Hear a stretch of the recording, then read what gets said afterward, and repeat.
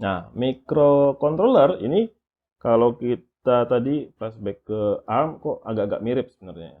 Ya, ARM ini gabungan prosesor dan microcontroller.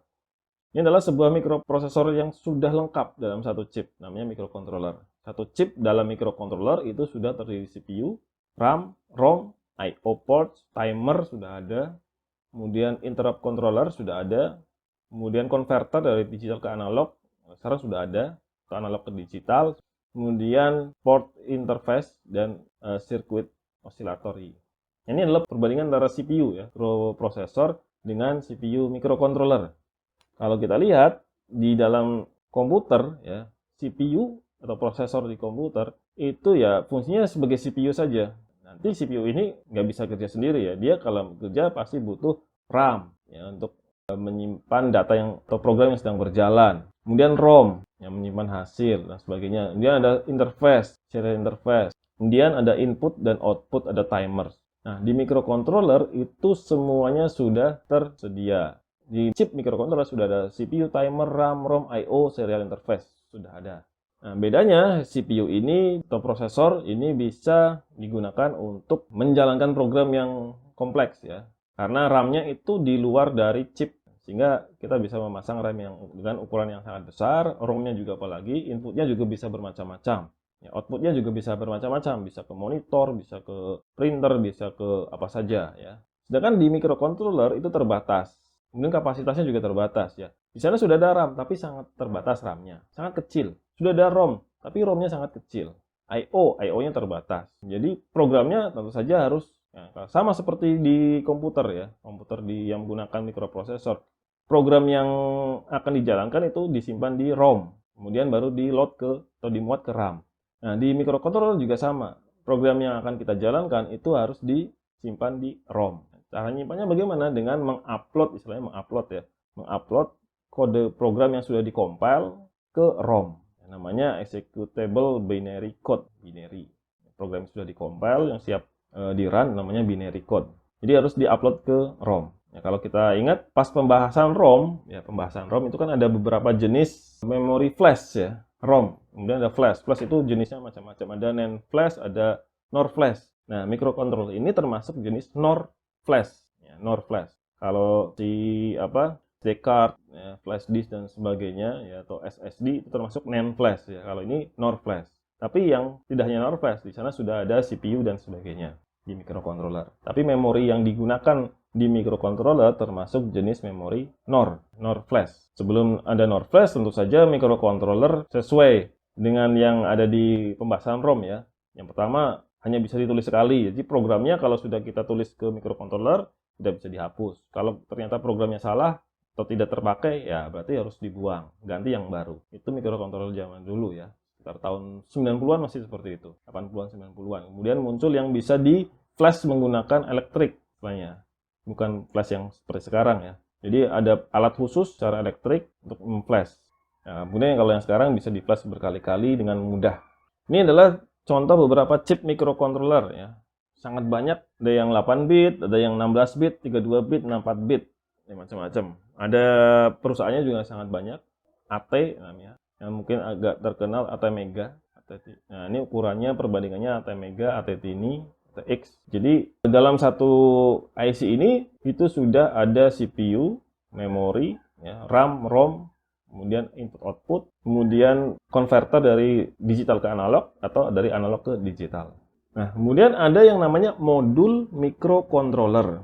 Jadi beda ya. Microcontroller itu nama IC-nya, chipnya. Nah, kemudian ada namanya modul microcontroller. Ini adalah sebuah modul yang sudah menggabungkan IC microcontroller. Di sini ada IC-nya ya. Ini namanya IC microcontroller dengan beberapa parts atau komponen sehingga memudahkan kita dalam menggunakan microcontroller. Contohnya ada sangat banyak. Yang mungkin yang sangat terkenal ya, karena yang pertama ya, namanya Arduino Uno. Walaupun Arduino itu nama merek, hanya saja dia open source-kan hasil rangkaiannya. Kemudian ada yang lain, ada Wemos, ya Wemos D1, kemudian ada Lolin dan sebagainya. Nah, ini adalah jenis-jenis microcontroller ya. Ada yang 16 bit, 32 bit. Ini jenis Arduino ya. Kemudian jumlah digitalnya ada yang 8, 16, pinnya atau jalur yang bisa digunakan untuk membaca sensor atau menghubungkan dengan perangkat luar. Ada yang 8 pin, ada yang 16, 22 dan sebagainya. Jumlah analog inputnya bermacam-macam juga.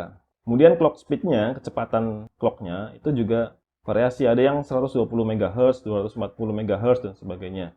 Kapasitas flashnya, memori ROM-nya ya, untuk menyimpan program sangat kecil. Beda dengan memori flash seperti NAND flash yang besar ya.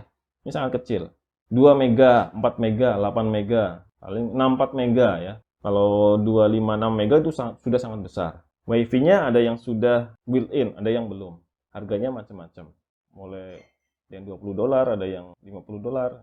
Ini adalah contoh-contoh beberapa jenis modul microcontroller. Jadi kita bisa memilih mau menggunakan yang mana. Ini adalah Arduino Uno yang sangat terkenal, legendaris ya, karena dia yang pertama kali. Ya, Arduino pertama kali memproduksi modul namanya Arduino Uno, nomor 1 ya.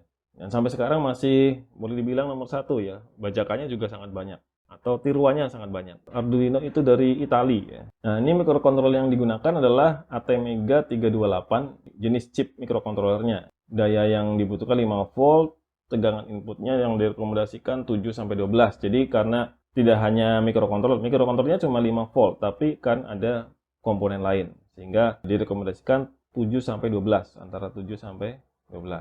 Batasannya 6-20, tidak boleh di bawah 6 ya. 20 terlalu tinggi, bisa meledak. Pin I/O-nya ada 14 pin, analognya ada 6. Kemudian arusnya ya. Arus itu apa ya? Ya, itu arus yang lewat di pin I/O itu satu pinnya 40 mA.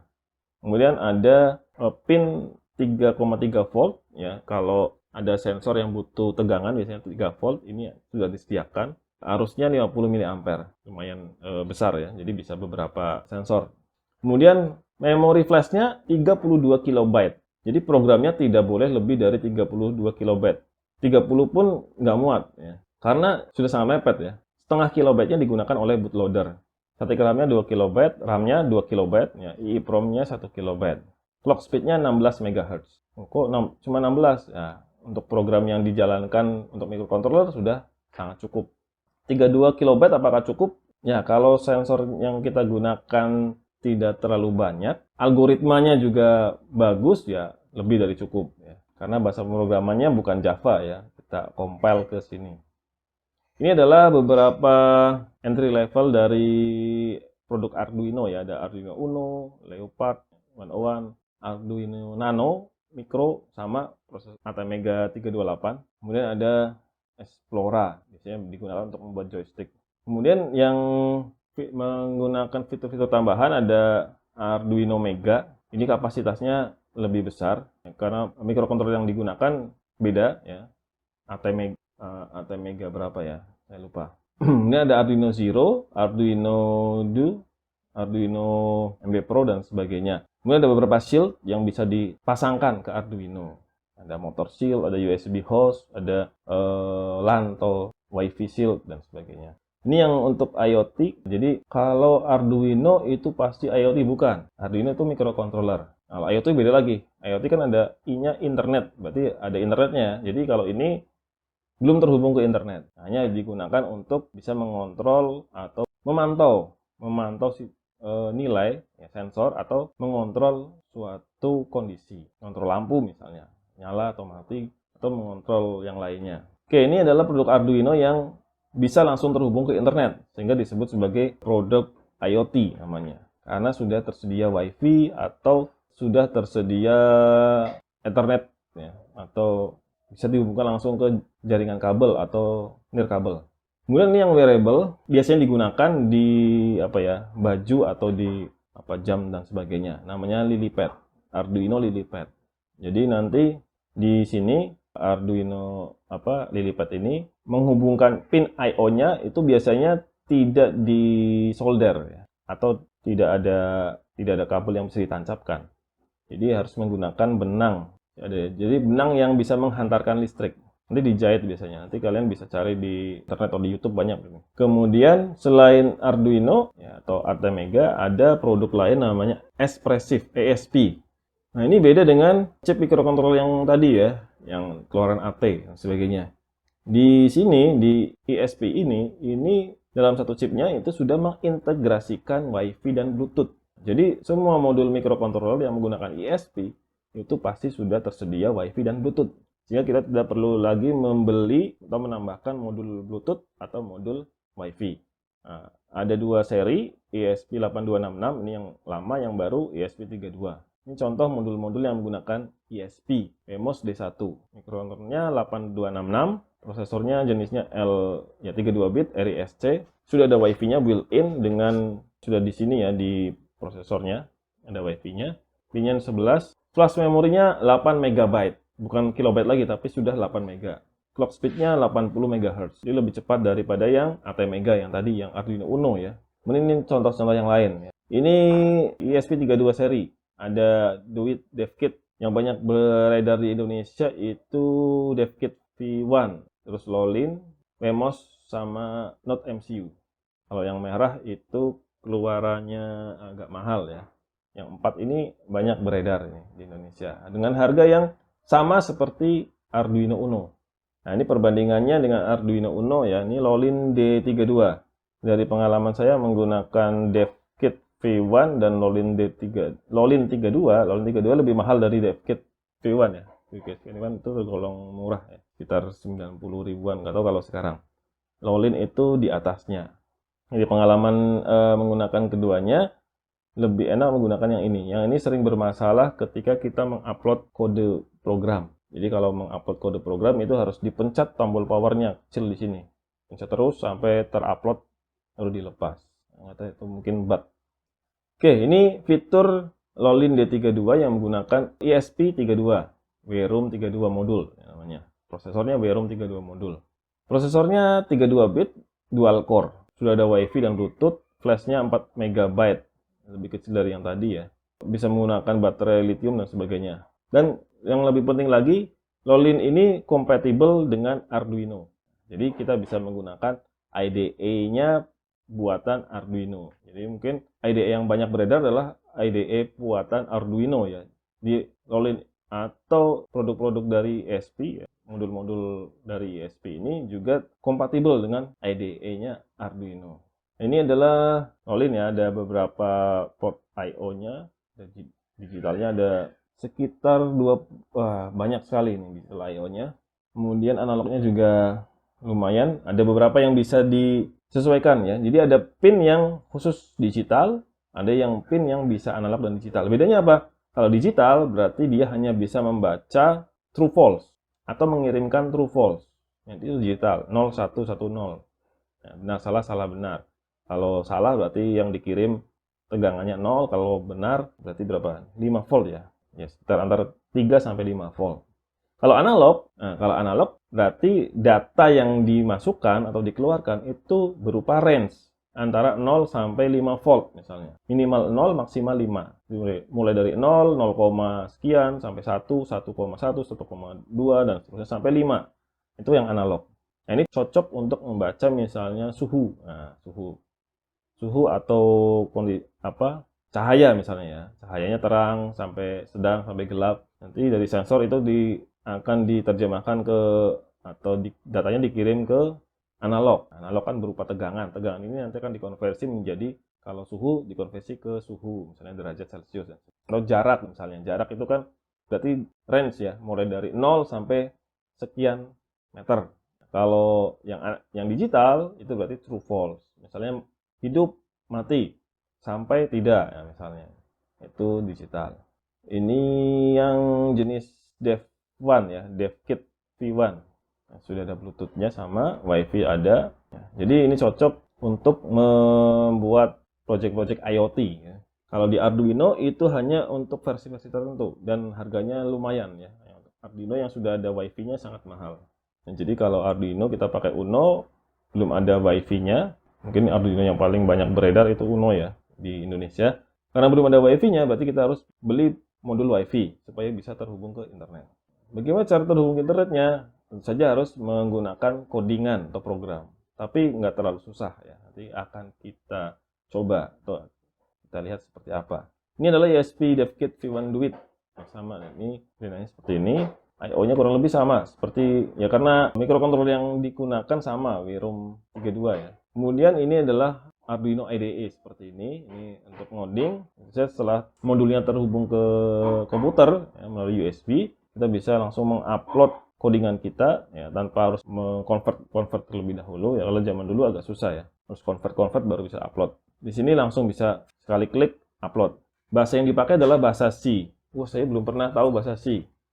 Nah, nanti kita akan sedikit belajar bahasa C di minggu depan ya. Dipersiapkan. Bahasa C-nya adalah bahasa C yang khusus untuk Arduino ya, atau untuk microcontroller. Walaupun sebenarnya kita bisa menggunakan bahasa yang lain ya, dengan IDE yang lain. Cuma kelebihan Arduino IDE adalah library-nya yang banyak. Jadi kalau kita malas ngoding, kita bisa menggunakan banyak library. Walaupun kalau kita terlalu banyak menggunakan library, jatuhnya adalah hasil codingannya itu besar ukurannya. Padahal tadi ukuran memori si Arduino itu sangat kecil ya. Arduino cuma 32 kilo. Itu sering terjadi ya. Beberapa skripsi yang menggunakan Arduino, ternyata codingannya terlalu besar. Ya karena setelah diselidiki, kebanyakan pakai library. Atau ada library yang tidak dipakai tapi keangkut ya, ke upload. Itu lebih baik lagi ngodingnya ya, kalau mungkin bisa ya, walaupun tidak harus ya, itu bisa langsung ngoding, namanya hard coding langsung ya. Jadi sensornya langsung dibaca tanpa menggunakan library. Itu lebih bagus. Hasilnya lebih bagus karena memorinya yang dipakai pasti sedikit. Ini tentang IDE. Kemudian saya kan belum punya ESP atau Arduino. Bagaimana cara belajarnya? Nah, kalian bisa menggunakan simulator. Di sini ada beberapa simulator yang bisa kalian pelajari. Pertama FreeSync. FreeSync bisa untuk mensimulasikan ya. Di sini ada breadboard yang sudah disediakan. Dan ini juga bisa digunakan untuk belajar menggunakan breadboard, jalur-jalurnya ya. Kalau sudah terhubung, ini yang hijau berarti terhubung. Ya, kalau ada warna hijau, ini misalnya saya nancapkan sensor suhu di sini. Di sini kok ada tiba-tiba ada warna hijau. Ini berarti yang hijau ini terhubung ke kaki yang paling kanan ini. Ya. Kemudian ini ada kaki yang tengah. Ini juga satu jalur ini terhubung semua. Kemudian ada simulator lain namanya Virtronic Simulator for Arduino. Kalau yang ini kita cuma bisa mensimulasikan dan menghubung-hubungkan ya. Oh ya, kodenya juga bisa sih. Yang ini bisa juga digunakan untuk latihan memprogram di Arduino. Sudah ada yang ini codingannya. Saja untuk program-program yang sederhana ya, tanpa sensor-sensor yang banyak. Kemudian ini Tinkercad.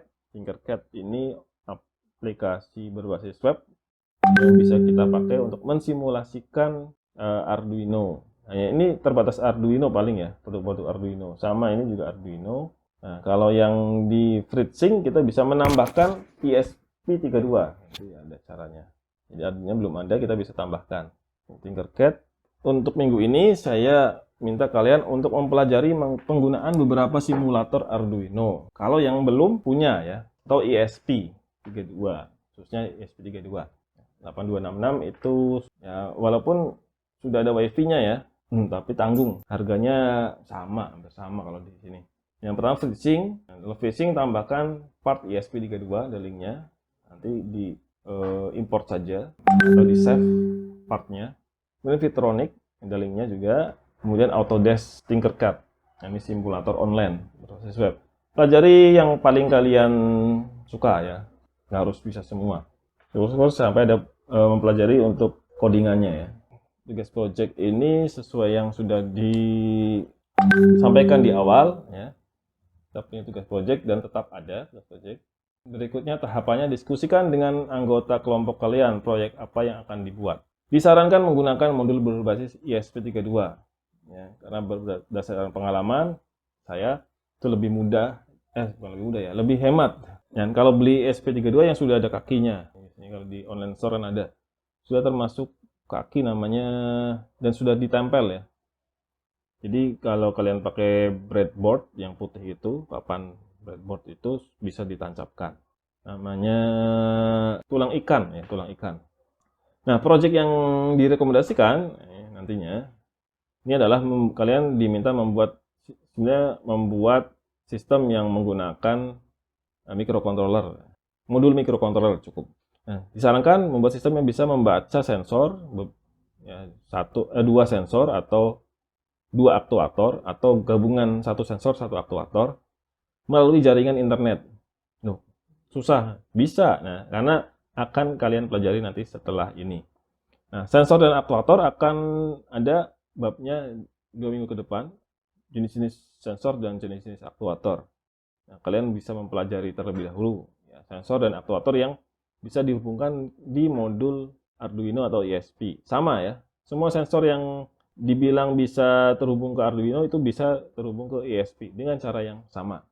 Kemudian disarankan menggunakan protokol MQTT, dan ini akan dipelajari setelah sensor ya.